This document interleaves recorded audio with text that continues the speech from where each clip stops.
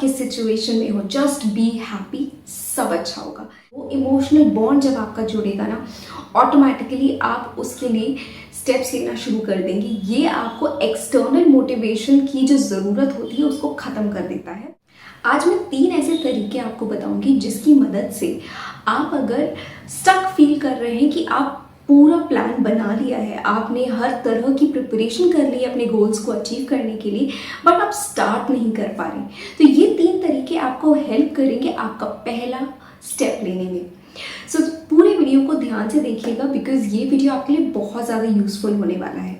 Number 1 इसकी जो गोल आप सेट कर रहे हो वो आपके लिए कितना डिज़ायरेबल है। अगर कोई गोल आपके साथ इमोशनल बॉन्डिंग नहीं रखता है या उसकी वैल्यू आपकी लाइफ में उतनी नहीं है जितनी सिर्फ आप एक प्रिटेंड कर रहे हो कि यार ये मेरे लिए बहुत इंपॉर्टेंट है, मुझे ये चीज़ अचीव करनी है, बट उसके साथ कोई इमोशनल कनेक्ट नहीं है जो आपको उसके साथ इतना जोड़ दे कि आपको किसी एक्सटर्नल मोटिवेशन की ज़रूरत ना पड़े। So somewhere that emotional bonding with that goal वो मिस हो रही है, जिसकी वजह से आप अपना पहला स्टेप नहीं ले पा रहे। तो ऐसे गोल को आप चूज करिए जिसके साथ आपकी एक इमोशनल बॉन्डिंग जुड़ी हो, जिसको करने से आपका एक इमोशन सेटिस्फाई हो रहा हो। वो गोल अचीव करने में जब आप अपना पहला स्टेप उठाएंगे ना, तो वो धीरे धीरे आपको मोटिवेट करेगा आपके लाइफ के अदर गोल्स में भी सक्सेस अचीव करने में, जिनमें आप अभी अपना फर्स्ट स्टेप नहीं ले पा रहे। क्योंकि जब आपका लाइफ का रिदम स्टार्ट हो जाता है ना, जब धीरे धीरे आप अपने गोल्स को अचीव करने लगते हो, तो लाइन से आने वाले जितने गोल्स होते हैं ना, आप सब पे वर्क करने लगते हो। धीरे धीरे सबके साथ आपका एक इमोशनल बॉन्ड जुड़ जाता है। बट जब आपका ड्रीम बहुत ही ज़्यादा फार-फेच्ड होता है और करेंटली आप उस ड्रीम के साथ कनेक्ट नहीं कर पा रहे होते, तो पहला स्टेप लेना बहुत डिफिकल्ट हो जाता है। सो राइट नाउ आपकी फर्स्ट प्रायोरिटी होनी चाहिए एक ऐसा गोल जो आपकी इमोशनल नीड को सेटिस्फाई कर रहा हो, ताकि वो फर्स्ट स्टेप लेने में आप 10 बार ना सोचें। And once you take that first step, तो आपका रास्ता बहुत आसान हो जाता है। सेकेंड टिप इज कि अगर आपको आपके गोल्स में इमोशनल बॉन्डिंग तो आ गई, बट आपको ये नहीं पता कि यार प्रोसेस क्या होना चाहिए, या फिर मेरे को अपने गोल के साथ इमोशनल बॉन्डिंग तो है कि मुझे ये चीज़ चाहिए ही चाहिए, बट आपको रास्ता नहीं पता, आपको एग्जैक्ट प्रॉब्लम नहीं पता कि आप फेस क्या कर रहे हैं। आपको एक गोल है बट वो बहुत ज़्यादा फार-फेच्ड है, जिसके बारे में आपको ज़्यादा क्लैरिटी नहीं है।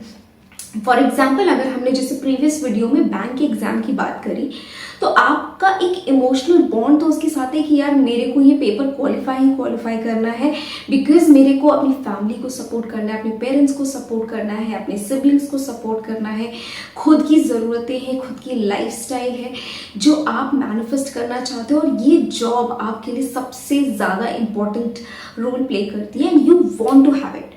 तो गोल आपका क्लियर है, इमोशनल बॉन्ड उसके साथ जो है आपका वो बहुत क्लियर है, बट अब आपको ये नहीं पता कि यार मुझे इस बॉन्ड को जानने के बाद भी मैं फर्स्ट स्टेप आगे बढ़ा तो रहा हूँ कि मुझे ये चीज़ चाहिए, बट मैं किस डायरेक्शन में बढ़ाऊँ, व्हाट डू आई डू।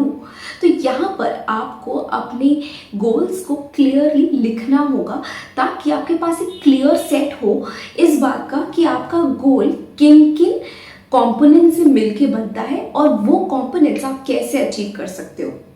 जैसे कि फॉर एग्जाम्पल अगर हम एग्जाम की बात करें, तो एग्जाम आपका 3 सब्जेक्ट से मिलके बनता है। तो आपके कंपोनेंट्स हो गए आपका मैथ्स, रीजनिंग, इंग्लिश, और जब मेंस आता है तो आपका जीएस का सेगमेंट। और इन तीनों को इंडिविजुअली क्लियर करने के लिए आपको तीनों सब्जेक्ट्स की इंफॉर्मेशन होनी चाहिए। वो अब आप कहाँ से कर सकते हो? सो आपके पास एक बेसिक स्ट्रक्चर आ गया कि आपका जो गोल है वो है एक एग्जाम, उसका बेसिक कंपोनेंट है उसके सब्जेक्ट्स जो आपको क्वालिफाई करने हैं। अब आपके पास प्रॉब्लम है, अब प्रॉब्लम सामने है तो इसका सोल्यूशन भी आप उसके सामने लिख सकते हैं, इजीली आपके सामने आ जाएगा कि अगर आपको मैथ्स पढ़नी है, आपको मैथ्स की बुक चाहिए, आपको उसके सॉल्यूशंस पता होना चाहिए, उसकी फाउंडेशन के बारे में पता होना चाहिए। अगर आप बिगिनर हैं तो आप फाउंडेशंस के वीडियोस को ऑनलाइन देख सकते हैं, ज़रूरी नहीं है कि आप परचेज ही करें। आजकल यूट्यूब पे ऑनलाइन बहुत कुछ अवेलेबल है, आप वहाँ से भी अपने बेसिक्स को क्लियर कर सकते हैं।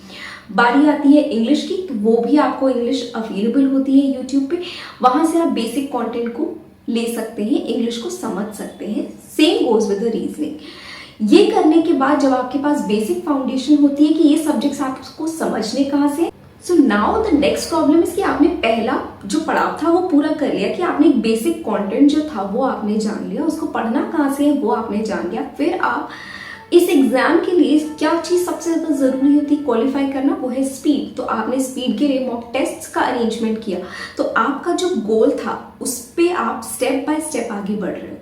और ये इमोशनल बॉन्डिंग होने की वजह से आप हर स्टेप को करने में आपको एक इंटरनल मोटिवेशन मिलता है, आपको एक्सटर्नल मोटिवेशन की जरूरत नहीं पड़ती अगर आप उस गोल के साथ इमोशनली जुड़े हुए हैं।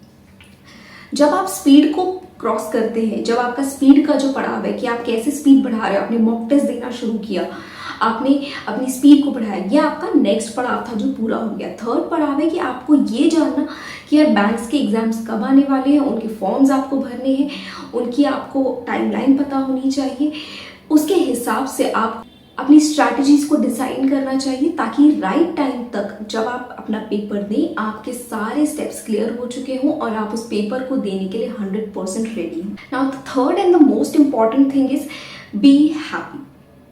आप अगर हैप्पी नहीं हैं तो हैप्पीनेस के ना होने की वजह से आप एग्जिस्टिंग लाइफ में ही बिना कुछ करे भी आप नेगेटिव सिचुएशंस को अट्रैक्ट कर लेते हो। अगर आप मान लीजिए आपने अच्छा परफॉर्म करना स्टार्ट किया अपने मॉक्स में, आपने फ्रेंड्स को बताया, दूसरों को बताया, फैमिलीज को बताया, उसमें हो सकता है कोई पर्सन आपकी सक्सेस से जेलस हो रहे हो और वो धीरे धीरे आपको नेगेटिव वाइब्रेशंस भेज रहे हो जिसकी वजह से आपका परफॉर्मेंस लो होना शुरू हो जाता है। So you need to protect your own happiness because anything that you want to manifest in life उसके लिए हैप्पी होना बहुत ज़रूरी है। और happiness is the only thing जिसको आप फेक नहीं कर सकते। अगर आप फेक कर रहे हो ना तो आप सिर्फ एक फेक स्माइल ला सकते हो, अपने हार्ट को हैप्पी नहीं कर सकते। एंड मैनिफेस्टेशन के लिए आपके हार्ट का हैप्पी होना बहुत ज़रूरी है। अगर आपका हार्ट हैप्पी है तो आपका सबकॉन्शियस माइंड हैप्पी है, आपका सबकॉन्शियस माइंड हैप्पी है तो आप जो भी चीज़ मैनिफेस्ट करना चाहते हैं, whether it's an exam, whether it's an entrepreneurship journey, whether it is anything that you want in your life, वो ऐसे मैजिक की तरह आपकी लाइफ में आ जाए। अगर आप जेन्युइनली दिल से खुश हैं और वो आप सेल्फ लव के जरिए बहुत आसानी से कर सकते हैं। It will take time. अगर आप खुद को अप्रिशिएट नहीं करते हैं, खुद से प्यार नहीं करते हैं तो ये थोड़ा सा वक्त लेगा, बट ये 3 स्टेप्स अगर आप अपनी लाइफ में फॉलो कर रहे हैं तो आपकी ज़िंदगी का कोई भी गोल आप बहुत आसानी से अचीव कर सकते हैं।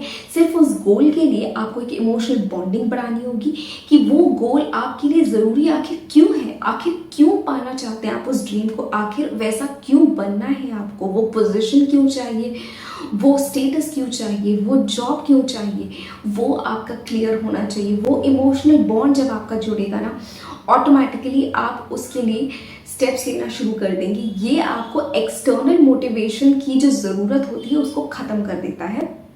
सेकेंड पॉइंट आपको आपके गोल को अचीव करने के लिए एक स्ट्रैटेजी प्रोवाइड करता है जिससे आपके पर्पस को रियलिटी में कन्वर्ट होने से कोई नहीं रोक सकता। एंड थर्ड स्टेप आपको आपकी लाइफ को एंजॉय करने का मौका देता है कि यार नो मैटर आप किस सिचुएशन में हो, जस्ट बी हैप्पी, सब अच्छा होगा। बिकॉज ऑलवेज रिमेंबर कुछ चीज़ें हमारे कंट्रोल में नहीं होती, कुछ चीज़ें सुपर वाले के कंट्रोल में होती है। और जब चीज़ें आपके अकॉर्डिंग ना हो ना तो सिर्फ इतना ही कहना कि जो होता है अच्छे के लिए होता है। And trust me at the end सब अच्छे के लिए होगा। It doesn't matter if you got the job और not, whether you got what you wanted in life और नॉट, तो एट द एंड जहाँ भी पहुँचोगे ना just be happy with where you are, whatever is happening.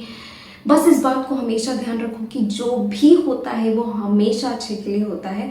तो तुम जहाँ भी पहुँचोगे वो तुम्हारी सोच से कहीं ज़्यादा बेहतर होगा। So I hope this video was informative to you. और ऐसे ही और वीडियोस देखने के लिए आप मेरे चैनल को सब्सक्राइब कर सकते हैं। और अगर आप भी बैंकिंग के एग्जाम की प्रिपरेशन कर रहे हैं तो आप मेरे प्रीवियस वीडियो को देख सकते हैं जहाँ पर मैंने आपको एक 100% गारंटीड वे बताई है कि आप किस तरह से IBPS के पेपर को क्रैक कर सकते हैं जो आपका अभी अगस्त में आने वाला है। सो अगर आपको उससे रिलेटेड कोई भी इन्फॉर्मेशन चाहिए तो आप मेरे प्रीवियस वीडियो को देख सकते हैं। और अगर ये वीडियो अच्छा लगा हो तो इसे लाइक करना मत भूलिएगा और अपने व्यूज़ को कमेंट बॉक्स में ज़रूर शेयर कीजिएगा। Thank you so much for watching.